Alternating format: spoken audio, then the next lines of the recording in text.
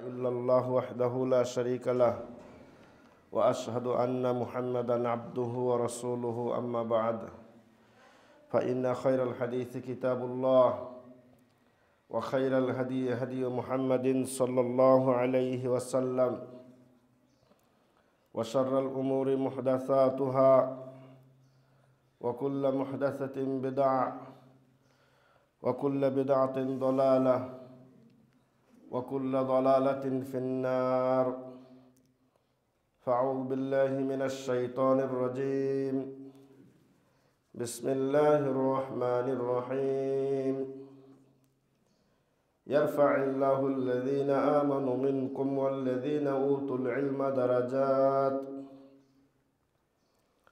وقال تعالى في موضع آخر أعوذ بالله من الشيطان الرجيم بسم الله الرحمن الرحيم فاعلم أنه لا إله إلا الله واستغفر لذنبك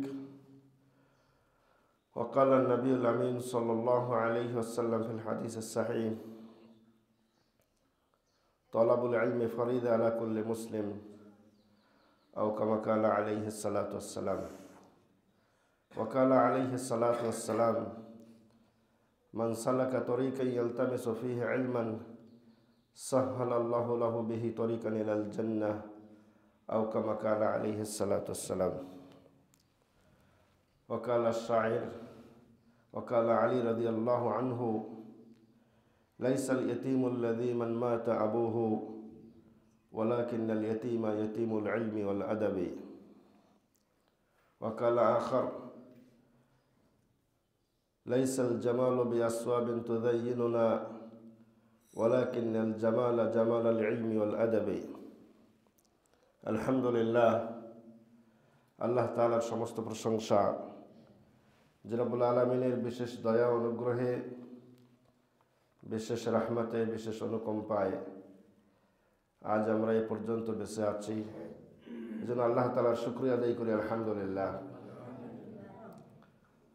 আমাদের প্রিয় নবী মুহাম্মদ রাসূলুল্লাহ সাল্লাল্লাহু আলাইহি ওয়াসাল্লামের প্রতি বর্ষিত হোক অসংখ্য দরুদ ও সালাম।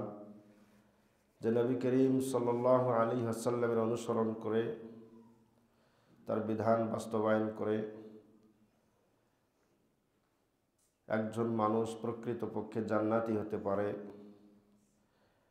সেই রাহমাতুল আলামিন নবিয়ানা মুতা মুহাম্মদ রাসূলুল্লাহ সাল্লাল্লাহু আলাইহি ওয়াসাল্লামের প্রতি বর্ষিত হোক অসংখ্য দরুদ ও সালাম। আল্লাহুম্মা সাল্লি আলাইহি আল্লাহুম্মা বারিক আলাইহি।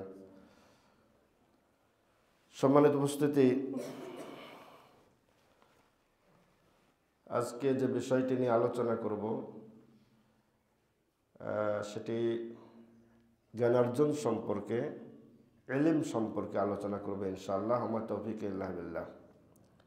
ইলম জ্ঞান অর্জন সম্পর্কে গুরুত্ব ফজিলত এ ব্যাপারে ইনশাআল্লাহ সংক্ষিপ্ত সময়ে আলোচনা করব ইনশাআল্লাহ। সম্মানিত মুসলিম কিরাম, পৃথিবীতে ইলম এমন একটা বিষয়, জ্ঞান অর্জন এটা এমন একটি বিষয় যেটা সবচাইতে গুরুত্বপূর্ণ। মানে আহাম্মুল আশিয়া, যত কিছু পৃথিবীতে আছে সবচাইতে গুরুত্বপূর্ণ বিষয় হচ্ছে ইলম অর্জন করা, জ্ঞান অর্জন করা, শিক্ষা করা। আমরা দেখতে পাই যে শিক্ষার সঙ্গে যারা জড়িত, শিক্ষা শব্দ থেকে যতগুলো শব্দ বের হয় সবগুলি সবচাইতে বেশি সম্মানিত, মর্যাদা সম্পন্ন এবং দামি। যেমন আমরা শিক্ষার্থী বলি, শিক্ষার্থী স্টুডেন্ট, এটা সবচাইতে সম্মানিত বিষয়। স্টুডেন্ট যারা ছাত্রছাত্রী শিক্ষার্থী, তাদের অনেক সম্মান রয়েছে, অনেক ফজিলত রয়েছে, তাদের অনেক ফজিলত রয়েছে দুনিয়াতেও আখিরাতেও। শিক্ষার্থীদের জন্য অনেক ছাড় আছে। মানুষ ছাত্রদের ছাত্রীদের অনেক সম্মান করে। অনুরূপভাবে শিক্ষক শিক্ষিকা যারা মুআল্লিম মুআল্লিমা শিক্ষক শিক্ষিকা তারাও অত্যন্ত সম্মানিত। পৃথিবীতে যত পেশা আছে, যত সেক্টর আছে, সমস্ত পেশার মধ্যে, সমস্ত মানুষের দায়িত্বের মধ্যে শিক্ষকতার দায়িত্বটা সবচেয়ে সম্মানজনক। শিক্ষক সবচেয়ে সম্মানিত। সবার উপস্থিতি আমরা আরো দেখতে পাই, শিক্ষাঙ্গন, পৃথিবীতে যত কলকারখানা ইন্ডাস্ট্রিজ আছে, অফিস আদালত আছে, এর মধ্যে সবচাইতে বেশি সম্মানিত মর্যাদা সম্পন্ন জায়গা হচ্ছে কি? শিক্ষাঙ্গন, প্রতিষ্ঠানগুলো।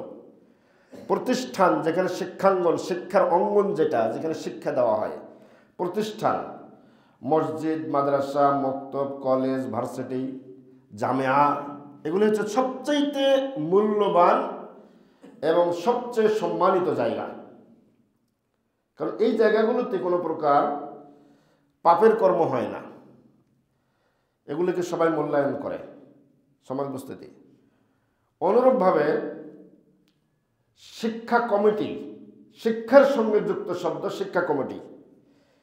শিক্ষা কমিটি, পৃথিবীতে যত কমিটি আছে, ইউনিট আছে, এর মধ্যে যেই কমিটিটা, যেই লোকগুলি শিক্ষা কমিটিতে থাকে, শিক্ষার উন্নয়ন, শিক্ষার কার্যক্রম চালায়, তারা সবচেয়ে সম্মানিত, দুনিয়াতেও আখিরাতেও।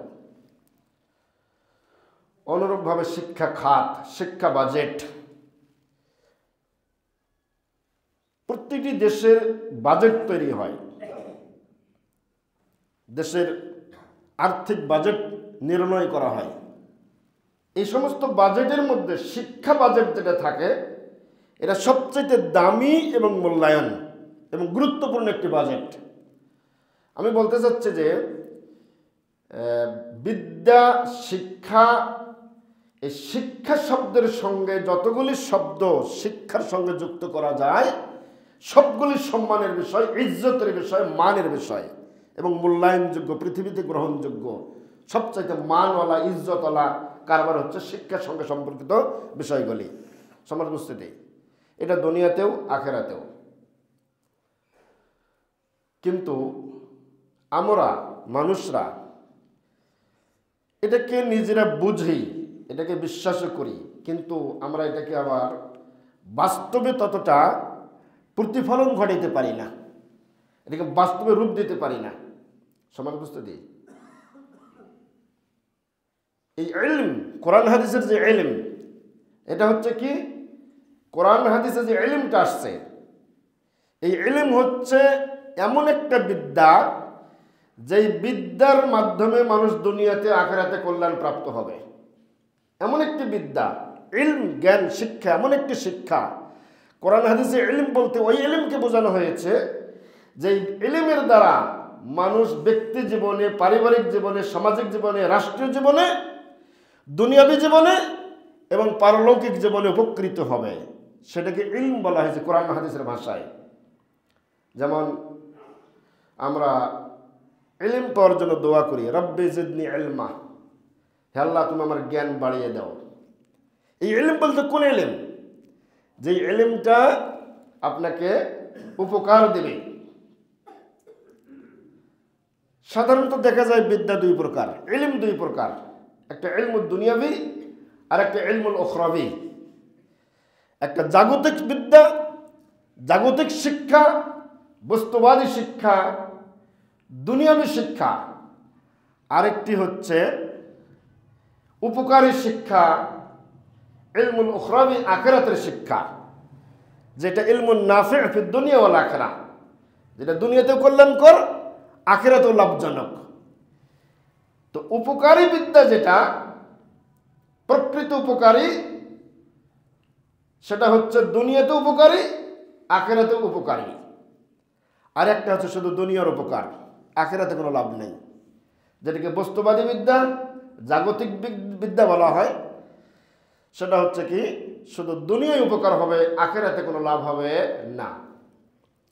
কিন্তু কোরআন হাদিসের যে ইলম, যে ইলম অর্জনের জন্য কোরআন এবং হাদিসের মধ্যে আল্লাহ রাব্বুল আলামিন উৎসাহ দিয়েছেন, রাসূলুল্লাহ সাল্লাল্লাহু আলাইহি ওয়াসাল্লাম হাদিসের মধ্যে বলেছেন, সেটা হচ্ছে একমাত্র আখিরাতের বিদ্যা, যে আখিরাতের ইলম অর্জন করলে মানুষ দুনিয়াতেও জান্নাতের মতো জীবনযাপন করতে পারবে, আখিরাতেও লাভ পাবে, কল্যাণ পাবে, সেই ইলমের কথা বলা হয়েছে।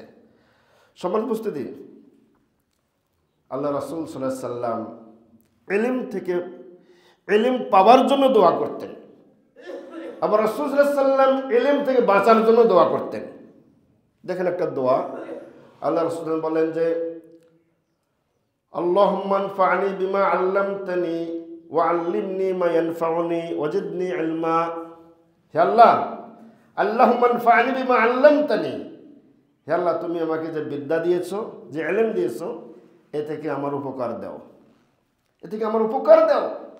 ওয়া আল্লিমনি মা ইয়ানফাউনি, এবং আমাকে সেই বিদ্যাই দাও, সেই বিদ্যাই দাও, সেই শিক্ষাই আমাকে দাও যেটা আমার জন্য ইয়ানফাউনি, নাফা হবে, উপকার হবে, আমাকে কল্যাণ দিবে, যে জ্ঞান থেকে আমি উপকৃত হব, উপকারী ইলম আমাকে দাও। রাসূলুল্লাহ সাল্লাল্লাহু আলাইহি সাল্লাম উপকারী ইলম চাওয়ার জন্য, পাওয়ার জন্য আল্লাহর কাছে দোয়া করেছেন। আর কি বলেছেন? আল্লাহুম্মা ইন্নী আউযু বিকা মিন ইলমিন লা ইয়ানফা।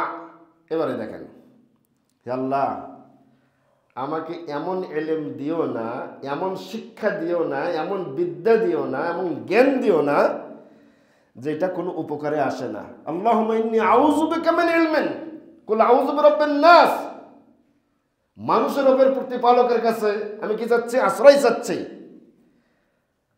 সম্মানিত উপস্থিতি, আমরা শয়তান থেকে আশ্রয় চাই। আউযু বিল্লাহি মিনাশ শাইতানির রাজিম, বিতাড়িত শয়তান থেকে আল্লাহ আমাকে মুক্তি দাও, তার ফ্রেবে, তার আক্রমণে, তার জালে যেন আমি না পড়ে যাই। তো শয়তানের কার্যক্রম থেকে আশ্রয় চাই। রাসূল এখানে কার থেকে আশ্রয় চাচ্ছেন? আল্লাহুম্মা ইন্নী আউযু বিকা মিন ইলমিন লা ইয়ানফা, যে জ্ঞান উপকার দেয় না, সেই জ্ঞান থেকে আমাকে আশ্রয় দাও। আল্লাহ আমাকে মুক্ত করো, ওই জ্ঞান আমাকে শিক্ষা দিও না। আর কি? ওমিন কালবিন লা ইয়াখশা, এমন কাল্ব দিও না যে কাল্ব তোমাকে ভয় করে না।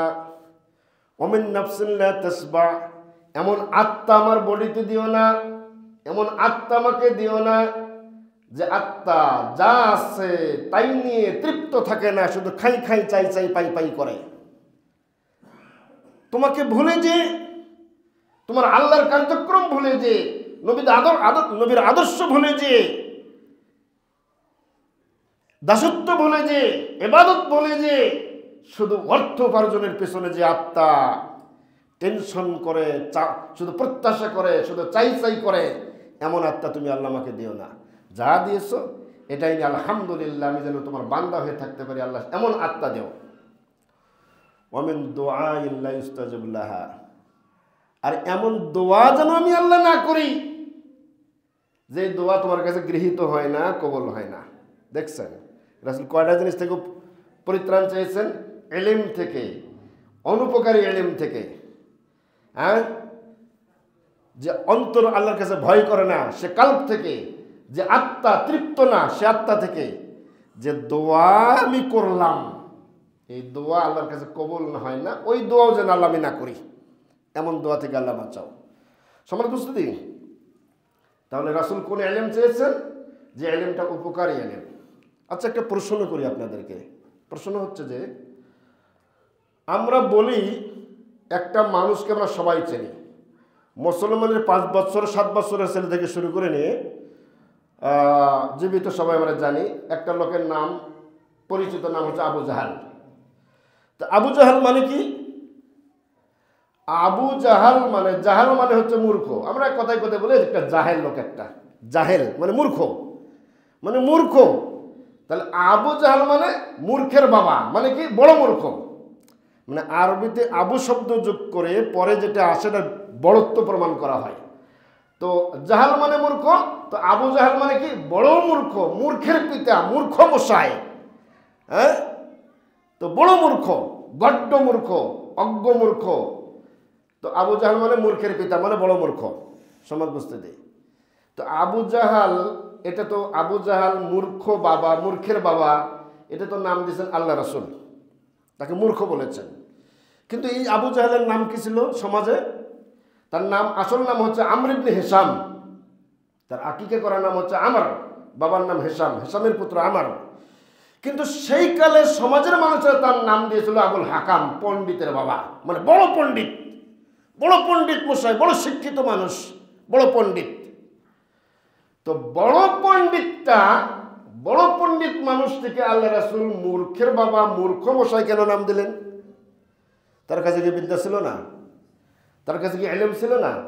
হ্যাঁ, আমরা জাহিলিয়াতের যুগ বলি, যেটা নবী মুহাম্মদ রাসূলুল্লাহ সাল্লাল্লাহু আলাইহি সাল্লামের 570 খ্রিস্টাব্দের জন্মের পর 40 বছর বয়সে নবুয়ত পাওয়ার আগ পর্যন্ত, নবী মুহাম্মদ রাসূলের রিসালাত পাওয়ার আগ পর্যন্ত, নবী হওয়ার আগ পর্যন্ত 40 বছর, এবং আমাদের নবীর জন্মের অনেক আগ পর্যন্ত একটা যুগকে জাহিলিয়াতের যুগ বলা হয়। জাহিলিয়াত মানে মূর্খতার যুগ, বর্বরতার যুগ, অজ্ঞতার যুগ। এটা আমরা সবাই জানি, জাহিলিয়াতের যুগ মানে কি? মূর্খতার যুগ, বর্বরতার যুগ। আর এটা ইসলামী পরিভাষা। তো ওই যুগকে জাহিলিয়াতের যুগ কেন বলা হয়? আর আবু জাহালকে মূর্খ মশাই কেন বলা হয়? তাদের কাছে কি বিদ্যা ছিল না? তাদের কাছেও বিদ্যা ছিল। সেই কালেও তারা স্বর্ণের দাঁত তৈরি করে, ভাঙ্গা দাঁত ফেলে, পোকা খাওয়া দাঁত ফেলে যে স্বর্ণের দাঁত লাগিয়ে নিয়েছে। সেই কালেও জ্ঞান ছিল, বিজ্ঞান ছিল, প্রযুক্তি ছিল, বিদ্যা ছিল, অনেক বিদ্যা ছিল, অনেক প্রযুক্তি ছিল। সেই কালেও তারা কঠিন শক্ত পাহাড় কেটে কেটে তারা সুন্দর কারুকার্য সম্পন্ন বিশাল প্রাসাদ নির্মাণ করেছে সমানদস্ত দিয়ে। সেই কালেও কি ছিল? বিজ্ঞান ছিল, প্রযুক্তি ছিল। তাহলে এত বিজ্ঞান প্রযুক্তি থাকার পরেও সেই যুগটাকে জাহিলিয়াতের যুগ কেন বলা হতো? মূর্খের যুগ কেন বলা হতো? বর্বর যুগ কেন বলা হতো? অজ্ঞতার যুগ কেন বলা হতো? আবু জাহাল যে সমাজের মানুষের কাছে সবচেয়ে বড় পণ্ডিত ছিল, নবী মুহাম্মদ রাসূলুল্লাহ তাকে আবু জাহাল, মূর্খ মশাই, মূর্খের পিতা নাম দিলেন কেন? সবার বুঝতে কি অভাবটা কিসের ছিল? কিসের কারণে তারা জাহিলিয়াতের যুগ? কেন তার নাম আবু জাহাল? সমাজ বুঝতে দিই, একটাই অভাব ছিল। সেটা কি ছিল? তাদের কাছে বস্তুবাদী বিদ্যা ছিল, দুনিয়াবী বিদ্যা ছিল, জাগতিক বিদ্যা ছিল, আখিরাতের ইলম ছিল না, ওহীর ইলম ছিল না, দ্বীনের বুঝ ছিল না। পূর্বের ধর্মকে তারা বিকৃত করেছিল, আগের নবীদের তারা অনুশাসন তারা মানেনি। সমাজ বুঝতে দিই, তারা আল্লাহ প্রদত্ত বিধান তারা মানেনি, আল্লাহর চাওয়া ইবাদত তারা করেনি। এই জন্য তারা কি ছিল? জাহেলিয়াতের যুগের মানুষ বলা হয় তাদেরকে। সামান্য টুকিটাকি কারণে তারা যুগ যুগ ধরে মানুষের সঙ্গে যুদ্ধ